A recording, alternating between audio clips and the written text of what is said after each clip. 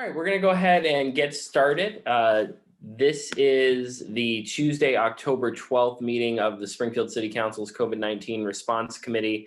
I'm City Councilor Jesse Letterman, Chairman of the committee. I'm joined by the President of the City Council, Marcus Williams, and this meeting is being recorded live in accordance with open meeting law. It will be posted on the Springfield Municipal Meetings YouTube channel following its commencement.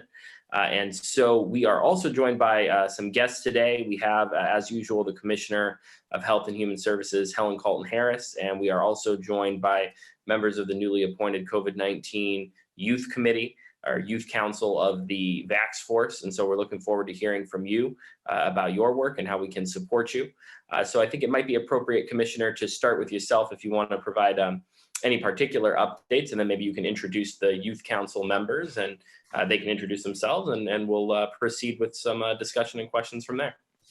Thank you very much, Councilor Letterman. It's a pleasure to be here with you, and always a pleasure to have these amazing young people who have been working with us. The COVID-19 update certainly is something that we're pleased about, and that is that our cases continue to drop. And so we saw a reduction of 48 cases this week from the prior week. So this is the fourth week where our cases have dropped. What continues to be disturbing is that 30 and under, which is 58% of our cases. And with it is, again, many of the young people that we're seeing become COVID-19 positive. Some are not eligible for vaccination. So in the 0 to 10-year-old age category, there were 78 positive cases. In the 12 to 20-year-old age category, there was 70. And then in the 21 to 30 age category, there were 57. So that constitute the 58% that I just spoke about. And then the 31 to 50 is 27%. So those are the graphs are up on the website. Certainly, please, counselors, take a look at them. I want to save most of this time so you can engage these wonderful young people. I will say that I heard from Cataldo, who is the vaccine company that will be running the site at STC. Well, it's Technology Park across from STCC. They will do a soft launch tomorrow. They expect to have 500 individuals that first day, that they're looking for 500. And as a reminder, they will do first and second doses of Pfizer. They will do Pfizer boosters, and they will as well do J&J boosters and J&J first shot. So it will be a comprehensive operation. They are expected and looking forward to hosting at least 1,000 individuals per day. They are not, Curative is not, to my understanding, working with DPH directly. It is this Cataldo company that is working with DPH, and they are the ones that are setting up at Technology Park, again, beginning tomorrow. I will stop there, and thank you for your time and attention. Thank you, Commissioner, and I agree. Let's proceed to the Youth Council, and then we can circle back. So, Commissioner, is there do you want to just give a quick primer on the Youth Council, and then who would it be most appropriate to start with, perhaps, just to introduce themselves? Certainly, I think the Youth Council was appointed specifically because of the high prevalence of cases that we're seeing in our under 30 population. As you know, when we first stood up Vax Force, this was a virus that was primarily impacting older individuals in our community. That has shifted, and so now we are seeing a surge really in those under 30 populations. So we have put together individuals who will be working specifically on activities that will engage the youth. And so we're excited about their work and what they are bringing to us. We listening to them. We are not directing them. This is their ability to put together some programmatic efforts that will be aimed at our youth. I want to just go to Axiom Blue. Ms. Mack, would you like to introduce the youth on the call, or would you like to have them introduce themselves? Thank you, Commissioner. I think we can do a bit of both. On the call, we have Tika Jones and Cassandra Jean-Marie and Brittany Mackins. And Brittany represents Steed Media / Rolling Out Publications. And I'll explain a bit about that as well. Tika, Cassandra, and a young man by the name of Jason Feliciano have been quite amazing at ideation and best practices around how to address the youth during this pandemic. So I'll let them introduce themselves, and then we'll maybe do a deeper dive into digital strategy and Steed Media and Rolling Out's process and involvement during this, which Brittany Mackins will be spearheading. So Tika, you can begin by introducing yourself, and then we'll hand off to Cassandra. Okay. Well, I'm Tika Jones. I've been a member of the community and activist in the community. I put together quite a few events like for the youth and for the community at whole. So I'm excited to be here, and I'm excited to help you guys, and I'm excited to be a part of everything. So I'll let Cassandra go from here. All right, great. Tika, good to see you. Good seeing you as well. Cassandra? Hi, everybody. My name is Cassandra, and I'm a second-year student at UMass Medical School, and I'm also part of the PURGE program, which is the Population, Urban, and Rural Health, which is based in Springfield. So I always like to explain what I'm doing in Springfield exactly, because the school itself is in Worcester. So for the first 2 years, our didactic years, we do a lot of book work, a lot of studying in the Worcester area. But for the third and fourth year, we are actually based in Springfield entirely. So students move there and they serve the population of Springfield at Bay State Hospital, as well as the surrounding areas. So what we like to do as students is get involved in the community, because we recognize that every community is quite different from one another. So we like to get involved early on in our career, so that when we do arrive in Springfield, we have a better understanding at the community leaders and the concerns and questions that the community can have, and how we can better serve them. So this past summer, I was able to work as part of my community assistantship with the vaccination force. And I met with a bunch of the neighborhood councils talking about COVID-19 hesitancy, starting those conversations. So that's just some of the things I've been doing in the Springfield area. That's great. Thank you so much and welcome. And Brittany? Hello, hi. I'm representing Rolling Out and Steed Media here, as well as our CEO, Munson Steed. Hello, everybody.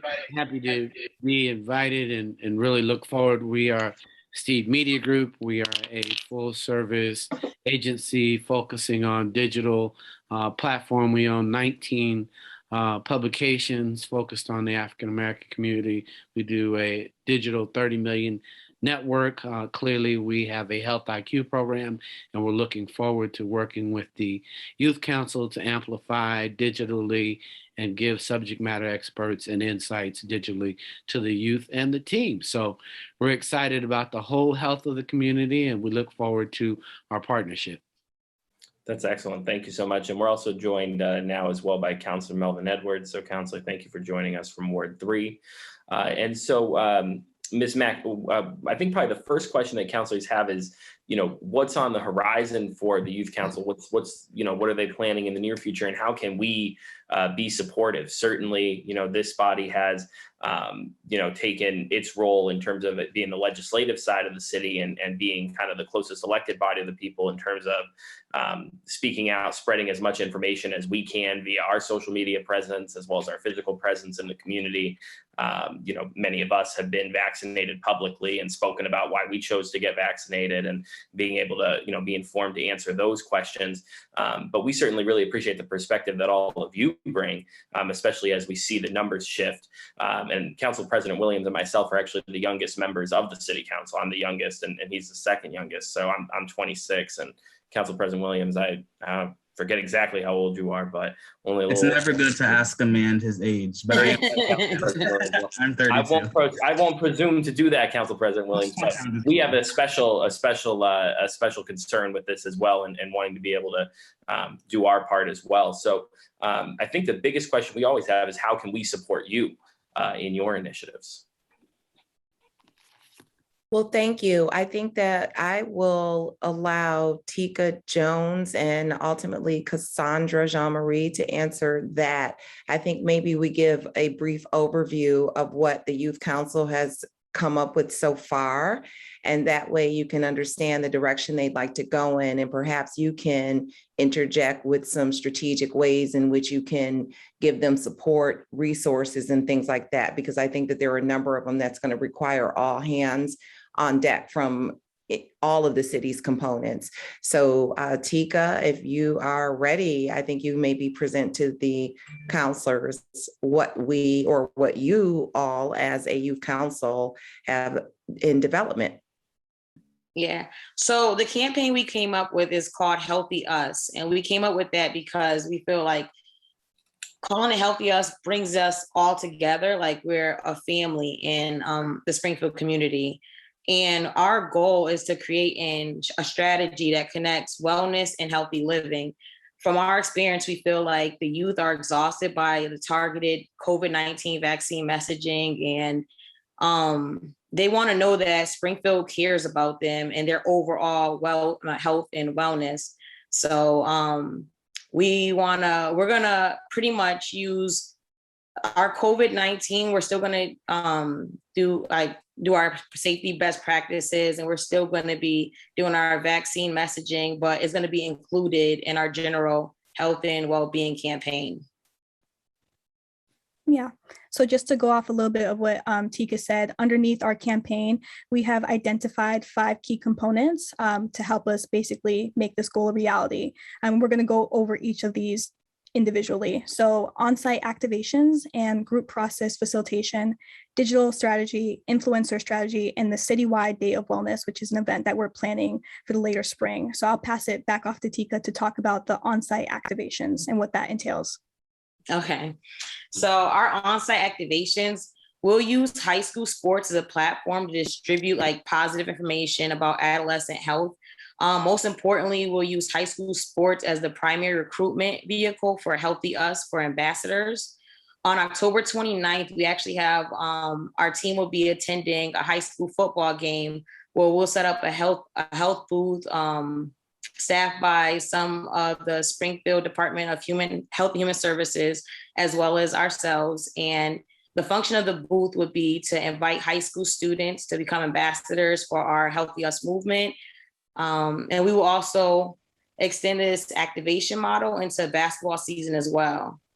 And then after registering our ambassadors, we will have group facilitations where we meet with them.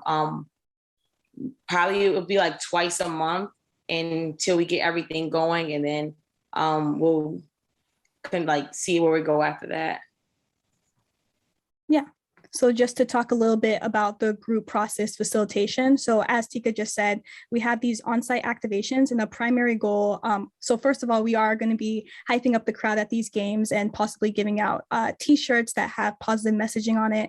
But a portion of these on-site activation is to recognize students who want to be more involved in the Healthy Us initiative. So we will have a tent set up as well as a primary survey. So in this primary survey, students will be essentially asked if they would like to get more involved in the Healthy Us ambassadorship program. And we will be present at these events and basically giving them more information about what exactly this entails, such as like the time length, how long students are expected to be involved, if that's something that they're interested in.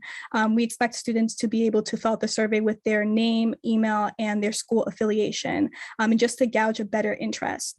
So after this, we will have a bunch of students identified at different schools. So we hope, as Tika said, to go to these different schools and have seminars, meetings, and workshops.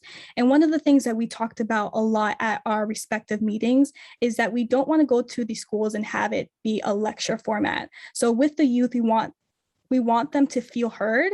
So at these events or at these workshops, we want to start a discussion on COVID-19 concerns, questions, fears, misconceptions, but we also want it to be about health and give students a better or safer space to talk about concerns such as physical health and emotional health.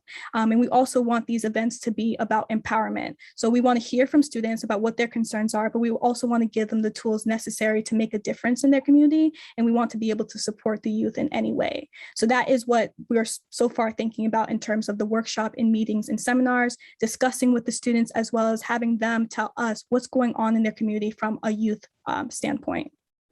So another aspect that we talked about is the digital component. So as we know, digital media, digital content is super important in the youth.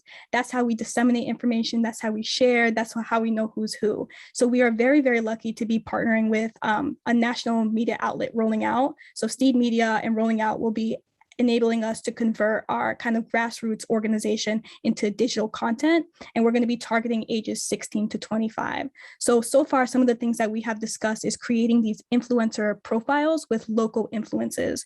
We thought this was a great idea because oftentimes on social media, you have individuals with maybe 20 million followers, 30 million followers all around the world, but it'd be nice to have individuals or powerful people within the community or who have ties to the Springfield community talking about what they do in terms of health, what they do in terms of COVID-19 hesitancy, so that the youth can see themselves reflected in our digital platform. We also talk about making profiles with the members of the youth council, so possibly Tika, Jason, myself, and other members that we hope to identify later, as well as healthcare professionals. So maybe people of color or doctors within the community who work there, who again have really important ties to the Springfield community. So right now we're thinking about having a Facebook page, Instagram, making TikToks, Snapchat, and this will all have a basis in our football games as well as the seminar and workshops later. So Rolling Out has an existing health IQ platform, and we're hoping to kind of dovetail off of that. And right now, I think we're just calling it like Protect Springfield, and just to, again, talk about COVID-19, absolutely, but also talk about other aspects of people's health, because all of these things will go into protecting Springfield and just creating a better and stronger community. And with that, like Cassandra said, we'll be having influencers. And what we're looking for as far as that goes is like young entrepreneurs, young visual artists, DJs, musicians, spoken word, medical professionals, barbers, makeup artists, pretty much anyone that we can find that will help us get the message out. Protect Springfield is going to be our hashtag that we're going to be pushing with the Healthy Us initiative. And then as far as the Youth Wellness Day, we're looking to do that in spring.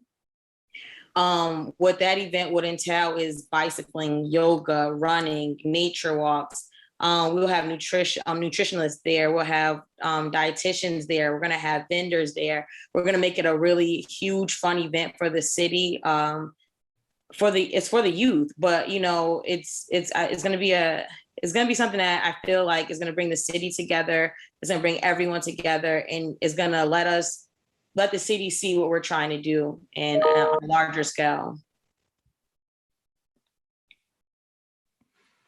Absolutely. Well, I mean, I love everything that you all spoke about, and I'm 100% behind it. I'm sure the rest of the council will be as well. I mean, certainly the recognition that social media can play, and that, you know, having individuals who are from the community speaking to this is essential. And one question I have around that is, we had done a few years ago when I was working on the city's climate action plan, we had a similar digital consultant who was able to do an analysis, and this analysis would now be about 6 years old, so there would need to be a new one, but they had done an analysis and they were actually able to show us who were sort of the most followed local individuals on various platforms.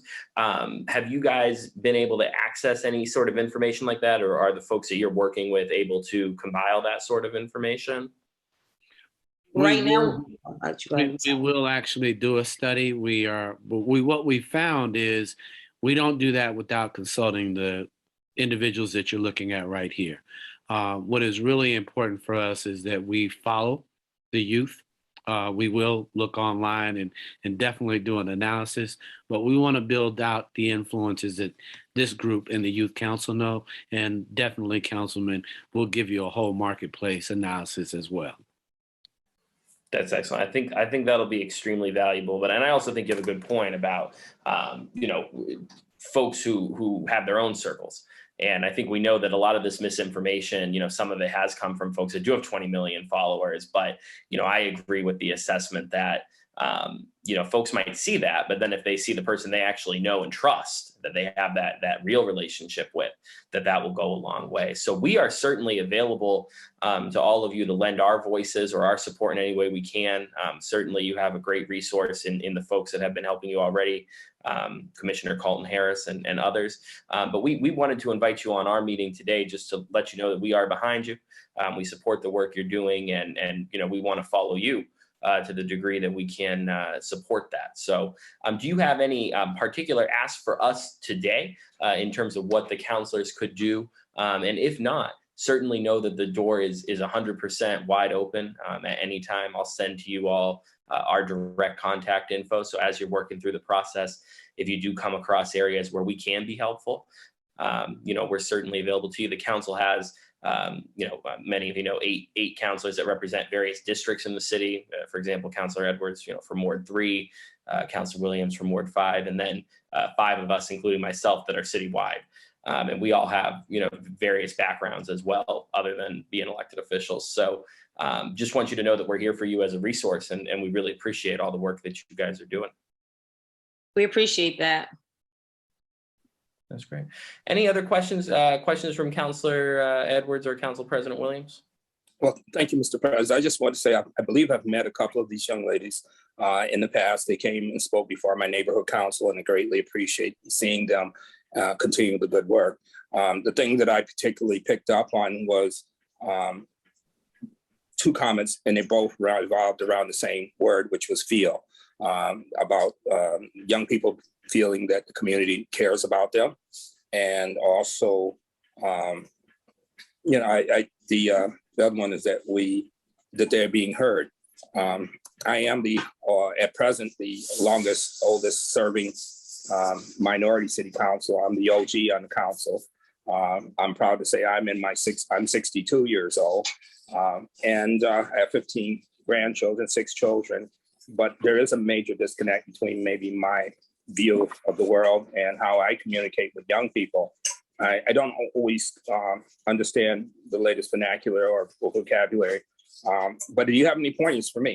Any way that I can help, be seen as somebody who does care about the youth, that wants to hear their ideals and still has a pretty good memory of when I was young. I think sometimes young people think and look at people my age and older, and they can't envision that once was a time when we were the ones who were tearing down the walls, and we were the ones who were threatening to shake up the establishment. Council Letterman has heard me say that, when I was in high school, my vision was to raid the high school and revamp the curriculum and make it more, conducive to what we as students were, our point of view. Please, if there's anything that you think that I should know, or you could suggest that I do to have a better relationship with the young people of the city of Springfield, I'd greatly appreciate hearing it. And even if it's not in this forum, please feel free and circulate that as well. My cell phone is available on all of my mailings and all of my business cards and things. Please encourage young people, if they have a question or if they think they heard something that doesn't sound quite right to them, please reach out and share a different opinion and give me a chance to defend my view. All right. We would love your input as well, because we feel as though we can bridge that gap. So not only we're hearing the young people, we want to hear your opinion as well, so we can fill it in and see if there is a disconnect or how we can incorporate everyone's ideas. Well, thank you. I appreciate hearing that. I wouldn't have a Facebook page if it wasn't for Councilor Letterman. Councilor Williams has been a great teacher of mine of things that I'm just not connected to. But my heart's in the right place, and I'm not arrogant enough to tell you that I will ever be the smartest person you'll have a conversation with, but I'm hopeful as I continue to mature that I'll continue to learn as well. So thank you. Thank you. If we come across, other young people, young professionals that you mentioned, or anybody else who wants to get involved with your efforts, who would be the best person for them to contact? We can put, Oh, I'm sorry, Cassandra. No, I'm sorry. Go ahead. I think you can give them our contact at Axiom Blue, and the commissioner's assistant, Shirley, can pass on my personal information. That way I can, and not a political vet, but, vet them a little bit to explain to the other youth council members, how this particular individual that submitted may fit best into their work. And then, from there, certainly Jason, Tika, and Cassandra can determine a role for any young person that you introduce us to. That's great. Yeah, I'm thinking, and not even just necessarily to join the council, but even as you're thinking about like young influencers and things like that, as we move through the city, we meet a lot of people doing a lot of very interesting and relatable work. So we'd love to be able to tap into that. All right. Well, if there's no further questions for the members, we certainly want to be respectful of their time. Do any of you have any other questions for us? I think the president might have a question. Mr. President? Yeah, thank you, Mr. Chair. Can you hear me okay? Yep, we can hear you. All right, great. No, I'm in complete awe of all the work you are doing, and I'm sorry that I can't join you on camera currently, but when we're talking about any kind of messaging, sometimes we have to kind of go in the community and meet those folks where they are. So it's really great to hear that that's being done, even just in the community, going from event to event, you see youth, but you wonder if they fully grasp kind of the circumstances as they're kind of like, developing.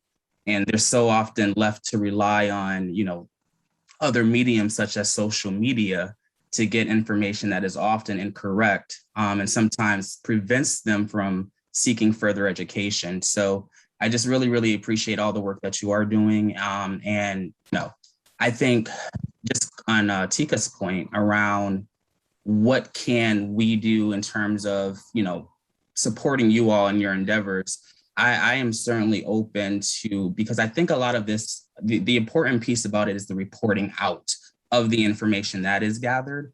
And this subcommittee is a great avenue for that. But I think the work is significant enough where it should be in front of the full body of the council.